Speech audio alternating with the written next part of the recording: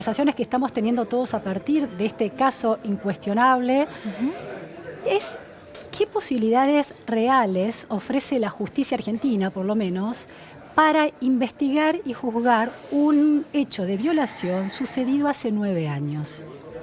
Bueno, ni siquiera diría hace 9 años, quizás un hecho de violación sucedido hace unas horas, hace 20 minutos. Me haría esa pregunta, digamos, más allá del tiempo transcurrido. En nuestro país y también en la región tenemos un problema estructural que lo vemos, digamos, revelado en que la inmensa mayoría, según la estadística, no recuerdo ahora exactamente el número, pero según la estadística, la inmensa mayoría de los casos de denuncias de abuso sexual, pero también de violencia entre digamos, dentro de la pareja o exparejas, violencia de género, terminan archivados o con absoluciones por parte de las personas que fueron acusadas. Entonces esto nos lleva a preguntar qué interés le pone el Poder Judicial a investigar este tipo de casos. Y esto a mí me preocupa especialmente. ¿Por qué? Porque durante el último tiempo lo que se le ha dicho a las mujeres frente a esta, digamos, emergencia en la cuestión de la violencia que existe en nuestra sociedad, con toda esta visibilización y la movilización social, que deben denunciar, ¿no? Digamos, la principal política pública, de hecho, es que si estás frente a un caso de violencia, denuncies. Ahora bien, no están dadas las garantías de nuestro sistema para que esas denuncias, digamos, lleguen a buen puerto, y eso es lo que nos demuestra la estadística. Las mujeres son víctimas de denuncia, las mujeres, de violencia, las mujeres están haciendo lo que se les pide, las mujeres van y denuncian, pero sin embargo lo que vemos es que después esos procesos no avanzan. Pero Sabrina, ¿no avanzan porque hay un sesgo patriarcal en los jueces o no avanzan porque el procedimiento codificado para estos casos es insuficiente? Pues son dos cosas distintas, sí, ¿no? Sí, son dos cosas distintas. Yo no creo que en este momento tengamos un problema de leyes. Sí, digamos, de las leyes en los libros, por decirlo de alguna manera, de lo que dice nuestro código. Bien. Nuestros códigos penales, nuestro código penal, lo que establece es el principio de libertad probatoria. Por lo tanto, nosotros podemos presentar una enorme batería de pruebas, ¿no?, para probar un hecho. El tema es que, justamente, para obtener esa prueba en estos casos, que tiene una complejidad, sí, pero no es una complejidad que es insalvable, es una complejidad que podemos superar porque hay doctrina, porque, digamos, existen estrategias para la investigación. Es que estos delitos se convierten, por decirlo de alguna manera, a puertas cerradas. Claro. Sí, Entonces sí. no vas a tener testigos directos. Exactamente. Pero sí lo que vas a tener es el testimonio de una mujer, que es una pieza clave, ¿sí? Es como el tronco de nuestra investigación. Y ese tronco de la investigación debe reforzarse, como con otras medidas de prueba. Periciales, pueden ser pericias psicológicas, psiquiátricas, médicas, y también otras pruebas que generen como un contexto, por decirlo de alguna manera, ¿no? Pruebas de indicios, que no son pruebas directas, no es que alguien va a decir, sí, yo la vi cuando él le pegaba, por ejemplo, o yo presencié la violación, sino que son, por ejemplo, personas a las cuales la víctima haya contado qué es lo que sucedió, personas que la vieron después y pueden decir, bueno, sí, noté algo raro. O sea, son pruebas de indicio. También otras mujeres que hayan sido víctimas, porque eso nos puede dar, digamos, algún modus operandi. Modus operandi, por decirlo de alguna manera. Bien. Y de esa manera vamos construyendo la prueba fuerte que necesitamos, digamos, para que después en esos juicios se llegue con éxito, por ejemplo, a una condena. El tema es el siguiente: si el Poder Judicial... Pero en realidad no voy a decir solo el Poder Judicial, porque esto es un problema en nuestro país, no es un problema solo del Poder Judicial. Digamos, en nuestro país las carreras no adoptan, las carreras profesionales, perspectiva de género. Y esto es un problema. ¿Por qué? Porque estamos las carreras formativas, las universidades que dan derecho, que forman abogados. No solo las de derecho, las de medicina, las de psicología, la psiquiatría, digamos, todas esas disciplinas no están transversales, o sea, no están atravesadas aún por la perspectiva de género. Y esto nos genera un problema. ¿Por qué? Porque las experiencias, las necesidades del 51% de la población, que son las mujeres de nuestro país, no están consideradas. Entonces, si nosotros utilizamos la media que no, digamos, no se centra en los derechos y las necesidades de las mujeres para llevar adelante procedimientos en todos los ámbitos, no solamente en la justicia, vamos a tener una visión que va a ser errónea, sesgada y que le va a faltar, porque no va a llegar a abordar lo que nosotras necesitamos. Entonces esa es la exigencia de que se transversalice la perspectiva de género. Sí, la idea de que un oficial que toma una denuncia, que un médico que revisa o una médica que revisa a una víctima... O una persona que va a hacer una pericia. O una persona que hace una pericia tenga siempre en cuenta la experiencia traumática que atraviesa esa mujer y cómo le puede impactar eventualmente. Exacto. Entonces, si yo no tengo peritos que estén especializados, si yo tengo un Poder Judicial que no transversaliza la perspectiva de género, y que sigue con esa visión clásica de, bueno, es la palabra de uno contra la palabra de otro, y no incorpora digamos, toda esta cuestión de otras pruebas que pueden incorporarse, si no incorpora los avances que ha habido en materia internacional de los derechos humanos respecto a los deberes de debida diligencia, y verdaderamente, digamos, las chances que tenemos las mujeres de que nos vaya bien cuando denunciamos son muy pocas. Claro. Y eso lo vemos en la estadística. O sea, esto es científico. La estadística nos marca que no estamos teniendo éxito aunque vamos y denunciamos. Claro. Ahora, hay una especie de inquietud de que sucedan casos de falso testimonio, de que mujeres... se comentaba mucho, y lo han comentado expertos, mujeres en una disputa legal por los hijos, en una situación de divorcio, a veces criminalizan al padre, y se ha comprobado como falso, a partir de la intervención de peritos, las acusaciones de esas madres, de algunas madres, no todas, ¿no?, de algunos casos. Entonces, ¿la justicia es capaz de sopesar y darle un peso específico a ese relato de la víctima, que es clave, no importa si es una mujer adulta o si es un menor de edad, y de distinguir con criterios técnicos específicos cuándo se trata de un falso testimonio y cuándo no? Bueno, en ese sentido, a mí me gustaría siempre, digamos, yo creo que estas apreciaciones hay que hacerlas con base científica. Vamos. Y lamentablemente se hace una generalización de algo que es más bien una creencia. Las mujeres hacen denuncias falsas. En la Argentina no tenemos buena estadística. Por lo tanto, digamos, afirmar eso sin base científica es afirmar una creencia. Hace poco tiempo estuve estudiando el caso español y ellos tienen muy buena estadística. ¿Sabes cuál es el porcentaje de denuncias falsas? No. 0,01%. Ajá. Me parece que, digamos, cuando escuchamos que el porcentaje de denuncias falsas en un país que lleva estadística como España es el 0,01%, tenemos que empezar a considerar esto. O sea, ¿puede ser que haya alguna denuncia falsa? Sí, yo no te voy a decir que no va a ser posible. Ahora bien... No es el gran problema al que nos enfrentamos. Me parece que el gran problema es otro, es que las mujeres están haciendo denuncias y que el sistema no da respuesta. Está poblado de casos de mujeres que tenían... No una, 7 denuncias, 7 pedidos de medida perimetral, avisándole a la justicia que no se cumplía con esa medida perimetral, y después tenemos un femicidio. Claro. Sabrina, en el caso de, bueno, una violación puede dejar marcas en el cuerpo, pareciera que hay más prueba, por lo menos para alguien que no conoce el sistema. Bueno, si hay una violación, hay una persona lastimada por esa violación, uno diría, hay una prueba contundente. En el caso de un acoso sexual, ¿ya? O un abuso que es manoseo, que no deja marcas, ¿qué herramientas tiene el Código Penal para tratar y probar esos casos? Bueno, es lo mismo, o sea, es una cuestión de prueba. Siempre es una cuestión de prueba. Vamos a tener el testimonio y después lo que vamos a tener que hacer es recolectar otra prueba. Las pericias físicas, digamos, las pericias médicas, psiquiátricas, psicológicas, y también, digamos, lo de la prueba de indicios. Sigue la misma dinámica. Ahora, ¿cuánto pesa la subjetividad del juez en la interpretación de esas pruebas? Porque en el caso de que un juez reciba estas pruebas, puede decidir no creerle a la víctima, ¿no? Porque estas pruebas nunca son blanco-negro contundentes, son tienen la verdad del proceso, pero no una verdad a priori, ¿no? Que es un problema casi filosófico de la justicia. Entonces, el riesgo ahí es que la víctima que denunció, siguió el proceso, se sometió a esas pruebas, sea después, no sé, denunciada por injurias, ¿no? Por calumnias, injurias, por el victimario, porque no se terminó de probar lo que ella buscaba que se probara. Bueno, hay dos cosas. Primero, esto que vos señalás es un problema que tiene el derecho. Claro. Es un problema general del derecho, no solo de este tipo de casos. Y en segundo lugar, el problema en este sentido se agrava.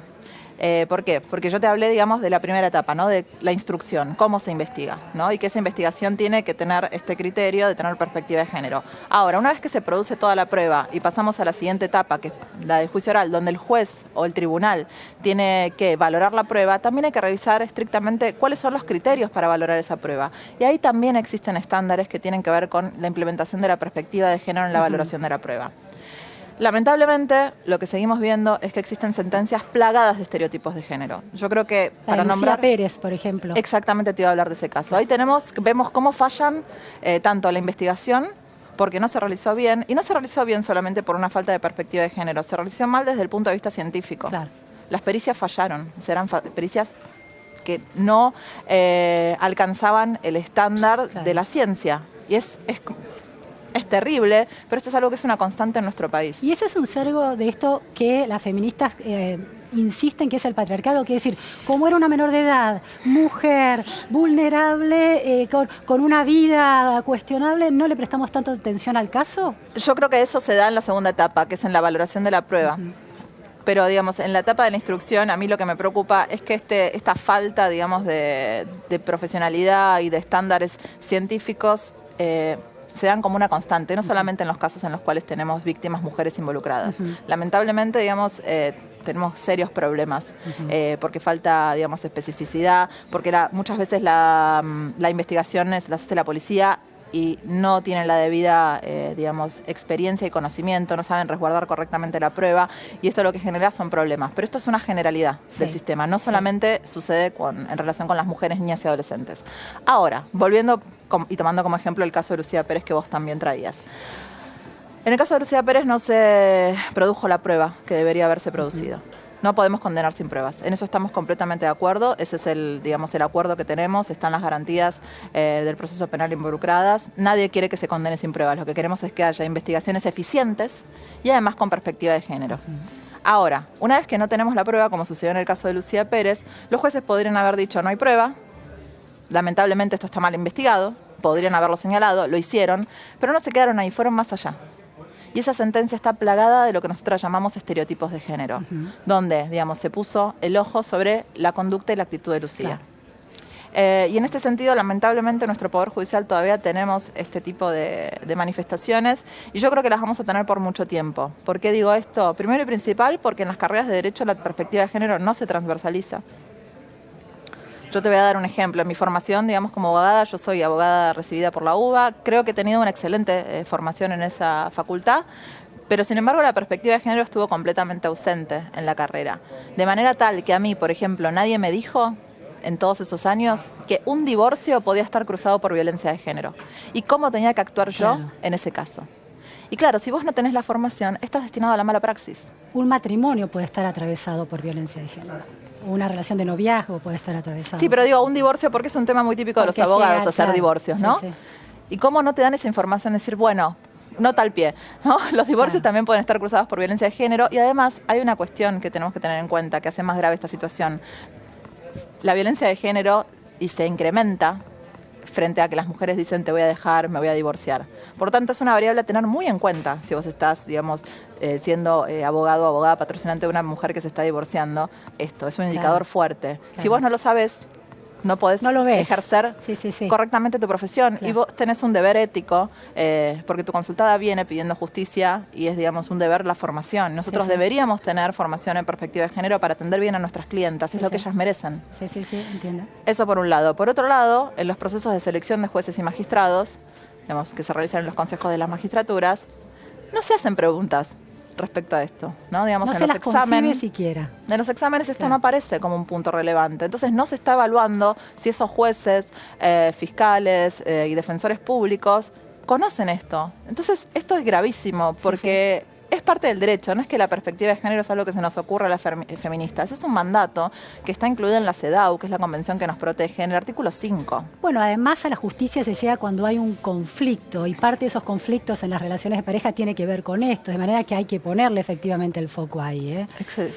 Sabrina, dijiste recién que nadie puede ser condenado sin pruebas, lo cual me parece un tema importantísimo en este tsunami que representa el feminismo, en el modo en que nos relacionamos y en cómo se visibilizan estos delitos de abuso, violencia, violación, acoso.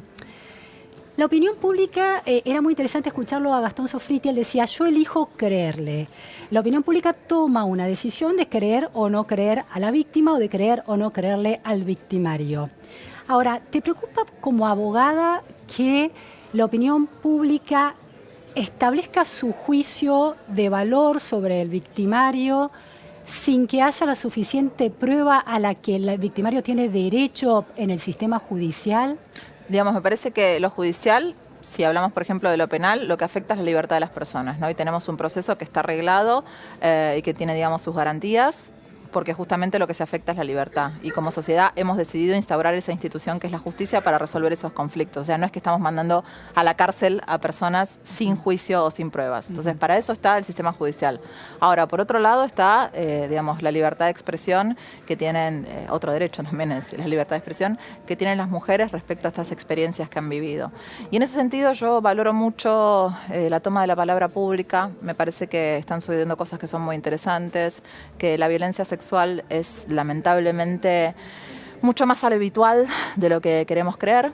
Que las mujeres tenemos en nuestro recorrido habitual múltiples experiencias que quizás no llegan a los extremos, digamos, más graves como la violación, pero hemos transitado situaciones de abuso, situaciones de acoso, y que esta toma de la palabra pública justamente lo que está haciendo es desnaturalizar eso. Y yo lo veo también generacionalmente. Son justamente las mujeres jóvenes las que se están animando a hablar. Y verdaderamente creo que frente a tantos años de silencio y de naturalización y de que también los varones violentos pudieran llevar adelante estas conductas justamente porque había un manto de silencio, de impunidad, de vergüenza, porque también las víctimas tienen mucha vergüenza. Qué dolor, revivir ese dolor.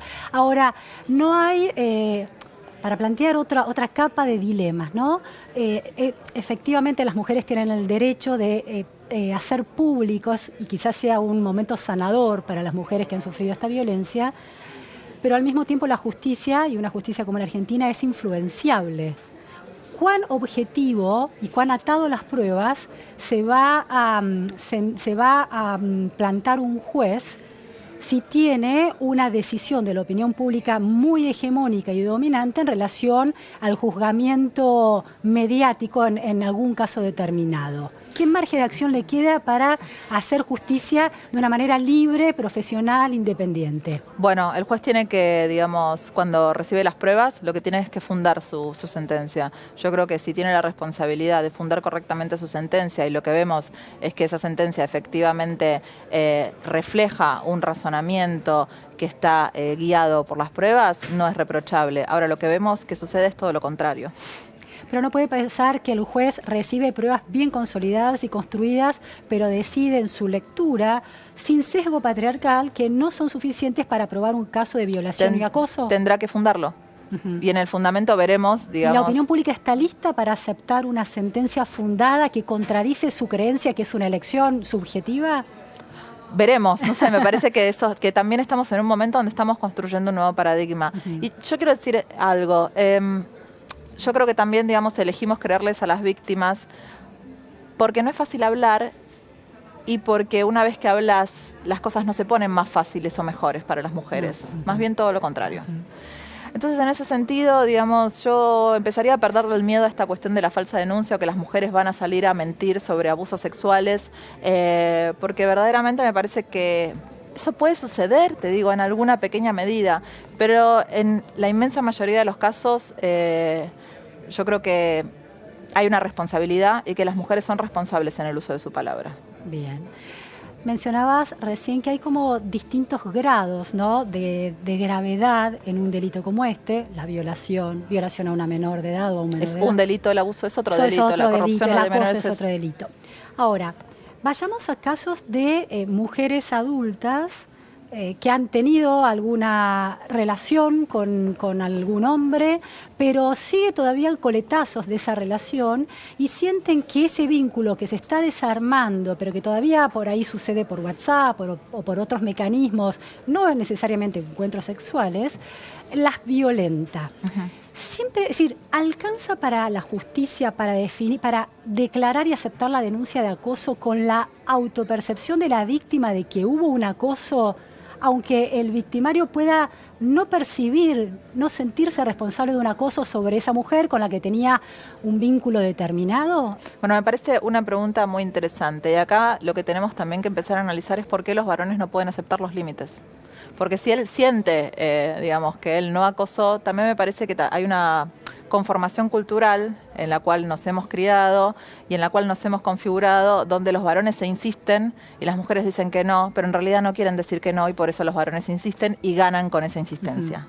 Entonces esos son los paradigmas culturales que tenemos que empezar desde el amor cortés en adelante, ¿no? Sí. Que tenemos que empezar, digamos, a disolver, porque eso también va a hablar de una sociedad donde estamos en relaciones más igualitarias y las mujeres decimos que no, nuestra palabra tiene que ser respetada y los varones no debieran insistir. Entonces esta cuestión de se sintió o yo no sentí o yo no lo hice, me parece que también tiene que ver con las reglas del cortejo que hemos manejado, claro, y que eso tiene que ver con una construcción cultural. Sí, absolutamente. En ese sentido yo entiendo, digamos, el shock que deben estar viviendo los varones en este momento, ¿no? De no saber para dónde digamos, en qué sentido, digamos, relacionarse con las mujeres. Claro, todo acercamiento es un delito, digamos, se ha convertido así, hay un miedo a eso, ¿no? Yo creo que todo acercamiento no es un delito y que lo que tienen también que aprender los varones es a preguntar y aceptar, digamos, esa respuesta, ¿no? Que esa respuesta puede ser un no.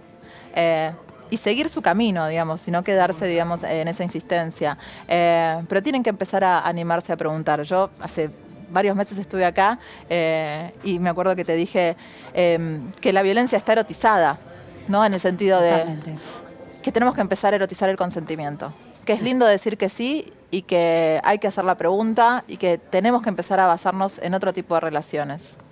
Bien, y aquellos que quieren erotizar vínculos un poco más perversos y violentos, será una decisión personal. Pero eso es con consentimiento. Claro. Siempre eroticemos el consentimiento para hacer lo que sea. O sea, no estoy diciendo, digamos, que no podamos... Seamos mojigatos todos. No estoy hablando de eso, pero eroticemos el consentimiento. Digamos, también si queremos tener algún tipo de relación que, digamos, tenga algún contenido de morbo, o sea, y hay consentimiento, eso está bien. Sí, digamos, sí. no hay un delito, no hay ningún problema en eso, pero tenemos que preguntar y consentir. Justamente la violencia se asienta muchas veces en lo no dicho. No muchas veces, la gran mayoría de las veces, ¿no? En la manipulación y en determinados discursos que no son claros. Lo que tenemos que hacer es que eso sea cada vez más claro. Ahora, hay una cuestión siempre de la retroactividad de las leyes en la justicia y en el derecho. ¿Se puede, es justo y es legal o es lícito que hombres que hasta hace unos meses funcionaban en una sociedad determinada que permitía ciertas cosas, estos sesgos patriarcales, estos cortejos un poco avasallantes en relación a las mujeres, sean juzgados hoy con los parámetros de los últimos meses? Es decir, tuve una relación hace 2 años con un hombre, con un jefe, que me puso la mano o que me dijo algo y yo me sentí incómoda. En ese momento lo naturalicé porque estaba metida en esa cultura patriarcal. 1 año después ya no estoy metida. ¿Es justo juzgar a esos hombres por los valores de hoy, del hoy tan cambiados? Bueno, por un lado, hay algunos casos que están tipificados, ¿no? Claro, cuando es una violación está clarísimo que eso es un delito. Eso lo quiero dejar claro. Sí. Vos estás hablando, digamos, más bien como conductas que quizás, digamos, no están tipificadas. Grises, sí, o que no están tipificadas, que no son delitos. Alguien que le manda un WhatsApp subido de tono a una mujer que no se siente que le había habilitado esa puerta a ese hombre, pero el hombre evidentemente siente que sí la tenía habilitada. Bueno, pero otra vez acá tenemos el tema de las percepciones. ¿Por qué no pregunta? Claro, está bien, pero eso la mujer quizás lo tiene claro hoy, pero hace 2 años no le dijo nada porque no se percibía como delito, no se percibía como violencia eso, porque la percepción de la violencia es cultural. Va cambiando, sí, por supuesto. Va cambiando. Entonces, ¿cómo hacemos con esos casos?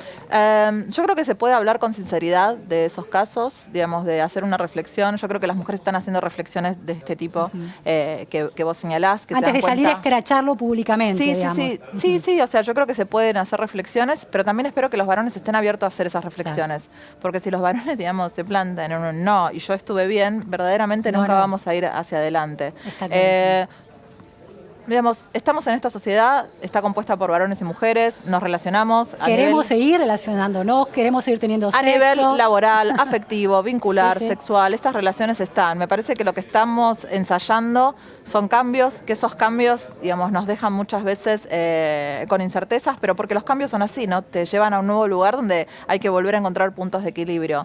Que estamos ensayando eso y la verdad es que no sé hacia dónde vamos, pero me parece que sentarnos y dialogar y pensar es la manera de llegar, digamos, a algunos consensos, nuevos consensos sociales. Durante muchos años, y todavía hoy en día, digamos, yo no creo que ya hayamos cambiado rotundamente, me parece que estamos en un proceso que es muy interesante.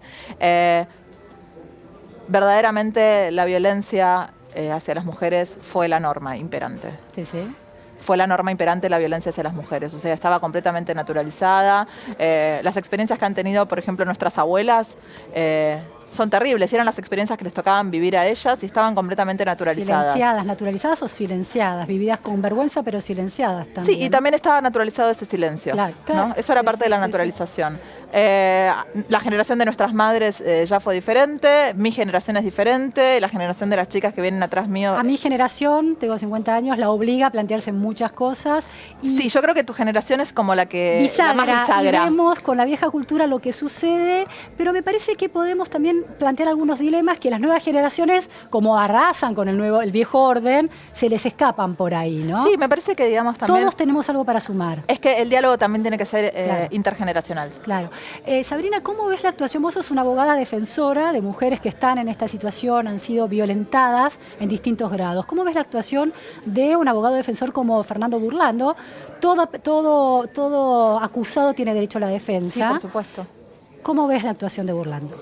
Bueno, no voy a hablar de la actuación de Burlando en particular. Estructuralmente. Sí, digamos. voy a hablar, digamos, de los deberes éticos, ¿no? De los deberes éticos del derecho, sin meterme, digamos, en el ejercicio profesional de determinados profesionales, porque no creo tampoco que sea algo imputable a determinadas personas. Me parece que estamos hablando de una cuestión que es estructural.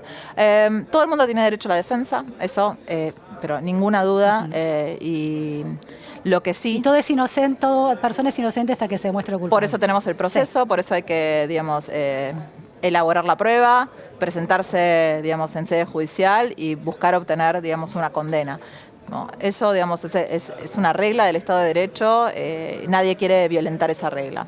Ahora bien, la pregunta es sobre qué estrategias se pueden llevar adelante en determinados casos, ¿no? Digamos, ¿cuál es el estándar? Si hay obligaciones éticas, pero también jurídicas, porque lo que estamos hablando está incorporado, como yo te decía, en tratados de derechos humanos que hacen parte de nuestro bloque constitucional federal. Sí, sí. Por lo tanto, obliga, es ley.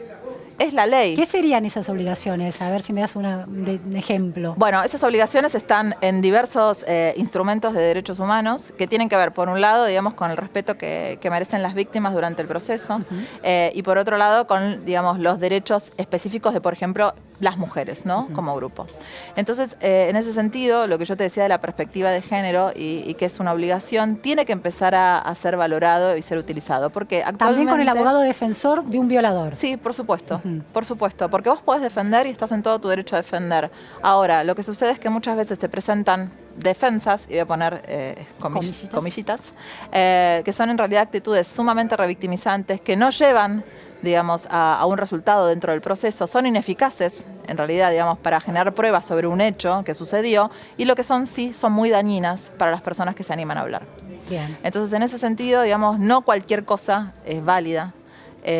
Y me parece que también si queremos llevar adelante, si queremos bajar los niveles de violencia en la sociedad, también dentro de las profesiones, tenemos que empezar a ser más respetuosos de las personas, ¿sí? Ser respetuoso tanto de las víctimas como de los victimarios. Están las garantías constitucionales del proceso penal y también están, digamos, los derechos de las víctimas. Ninguna de las dos pueden ser vulneradas. Hay reglas en este juego. No se puede jugar sin reglas. Tenemos que respetar las reglas. La perspectiva de género es una regla y las garantías constitucionales son reglas. Usemos las reglas. Tengo una última pregunta, hablaste de garantías. Hay una posición garantista que dice que los menores de edad, cuando delinquen, tienen que ser resguardados. Un tratamiento especial. Exactamente. Ahora, da la sensación de que los adolescentes que son en algunos colegios de la Ciudad de Buenos Aires acusados de acoso o de abuso, son estigmatizados, escrachados, abandonados a su suerte, y ahí no hay garantismo sobre los menores de edad. ¿Cómo ves eso?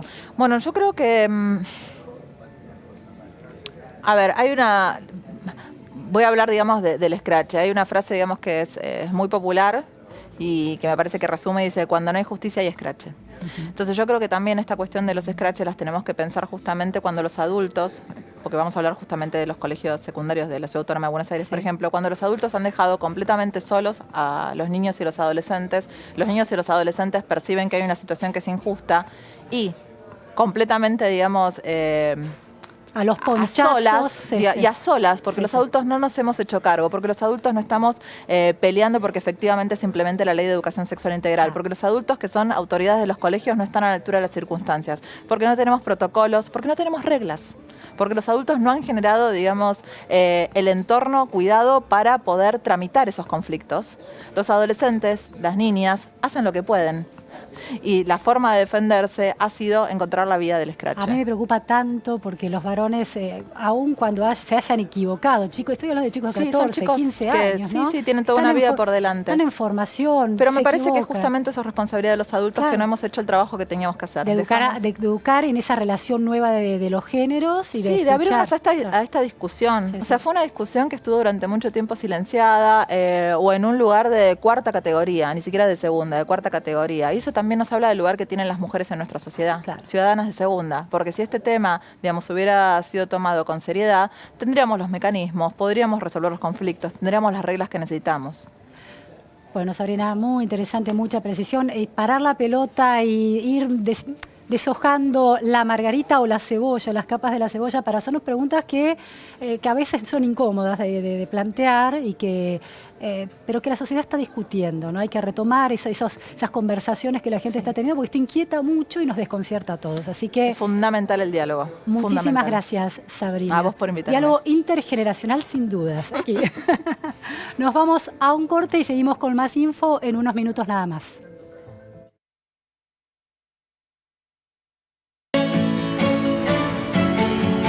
Porque en Coca-Cola Argentina creemos que cada persona tiene que poder elegir cómo hidratarse y disfrutar. Creamos más de 80 bebidas diferentes